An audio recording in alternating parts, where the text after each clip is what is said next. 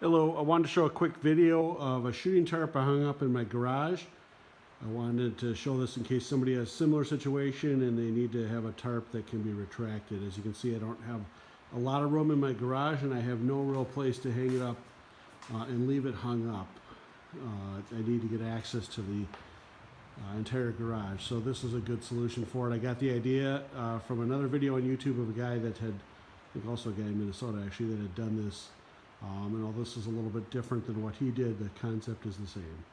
I can't find that video anymore, unfortunately. So this is hung up to a 16-foot 2x8 that I put up along the boards. It's supported by chains across the top, and when the tarp is lowered, those chains hold most of the weight. As you can see, I did not have a lot of space to hang it in. The space between the garage rail and the front of that cabinet is about probably less than 2 feet, so it had to retract up into that space. The tarp is supported by 3 parachute cords that run on the right and left side and one through the middle. They run through bearings at the ends and top to the back wall, which I'll show you here, to 3 more bearings there, and then run down to this spool. This spool is what allows me to raise it and lower. It's a manual spool that I grabbed at Northern Hydraulics. If I had a recommendation, I would say to try to find a spool that has a slightly larger diameter. I think it would make it easier to crank up. With the smaller diameter, it takes a little bit more force than I would like. It works okay, but if I had to make an improvement, I think it would be a larger diameter spool. The original video I saw used a winch that he'd gotten from Northern Hydraulics. I also picked up a winch and had basically the same one. However, to be able to run 3 cables, I had to take the steel cable off this, and then I lost the ability to have a safety stop, and I just didn't think it was a good solution without a safety stop, because otherwise it would not shut off when it retracted fully, and would potentially burn out the motor, and the motor is actually pretty powerful. I'm afraid it would crush something in the garage or perhaps a kid, so did not want to go that route.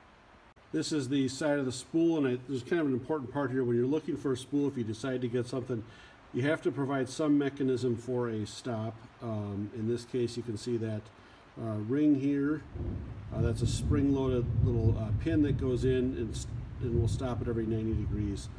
Obviously, when it's fully retracted, there's a fair amount of weight on it, so you need something to prevent the pull or spool from unwinding, so that it's important to have a stop. It's unwound. You'll notice at the edge here it doesn't go all the way to the bottom. I simply walk up and put my foot on it and kind of pull it down.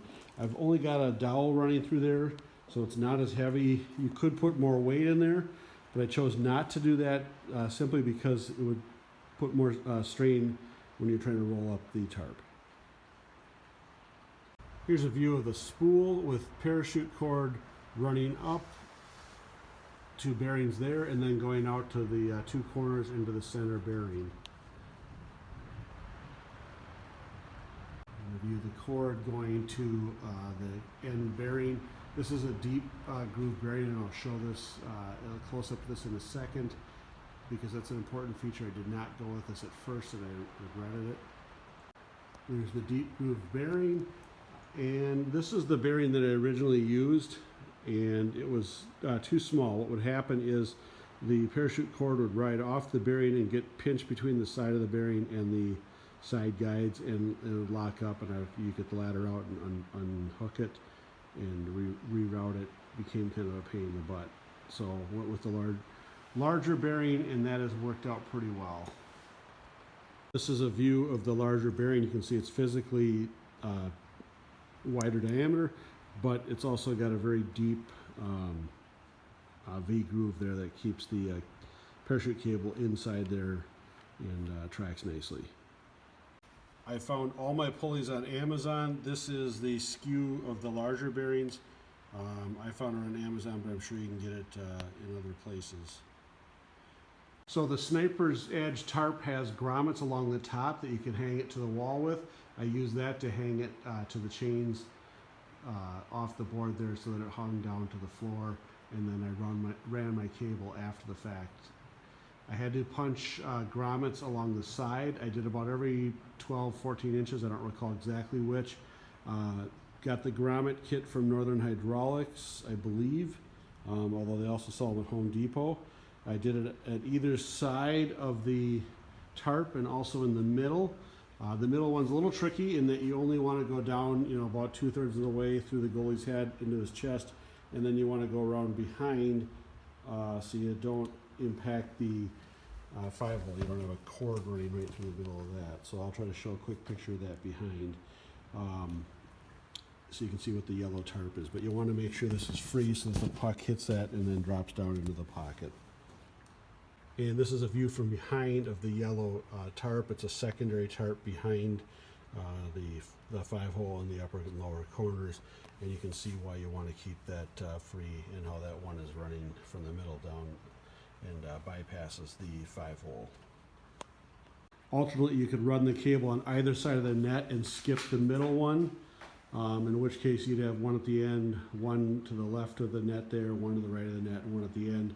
However, with the double tarp back there, I just thought it'd be easier to go through the middle. It might roll up a little nicer. Not sure if the other way would work just as well or not. Who knows? The spacing here is because, if you recall, I don't have a lot of room where it tucks up in beside the garage rail. So it may actually roll up nicer if you increase the space between the grommets, but I did not have that option. I had to have an accordion kind of small as it rolled up. It's worked out really well when it's been raining out, or in the case of now, hopefully this ages better when we're in the quarantine with the COVID virus. So here, Kenzie doing a couple pull shots. Go ahead, Ken.